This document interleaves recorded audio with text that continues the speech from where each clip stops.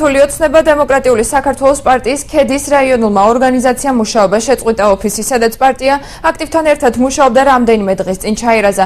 ორგანიზაციას ამ ეტაპზე ქედაში არც თავმჯდომარე ყავს ასლან თორთქიბაინძის მომხდარზე საუბარი არ სურს, სატელეფონო ზარებს პოლიცსაბჭოს არც ერთი წევრი არ პასუხობს. ქედის რაიონული ორგანიზაციის წევრი გია გოგიშვილი ორგანიზაციის მუშაობას შეწყვეტა საქართველოს პარლამენტის ვიცე-სპიკერის მხრიდან მათ საქმიანობაში უხეში ჩარევით ხსნის.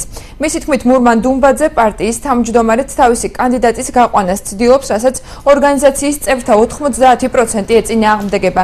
ქედის პარტიულ ორგანიზაციაში განვითარებულ მოვლენებს კოალიცია ქართული ოცნება დემოკრატიული საქართველოს ბათუმის საქალაქო ორგანიზაციის თავმჯდომარე გამოეხმაურა. ლაშა სირაბიძის თქმით, ცვლილებაში საგანგაშო არაფერია. მიმდინარეობს კოალიციის რებრენდინგი, რაც ნებისმიერი ორგანიზაციისთვის დამახასიათებელია. ლაშა სირაბიძე პარტიული ორგანიზაციების ხელმძღვანელთა ცვლილებებს არც ხელვაჩაურისა და ბათუმის ოფისებში გამორიცხავს. ასლან ლორთქიფაინძე კი საქმიანობას მისი თქმით ბათუმის ორგანიზაციაში გააგრძელებს.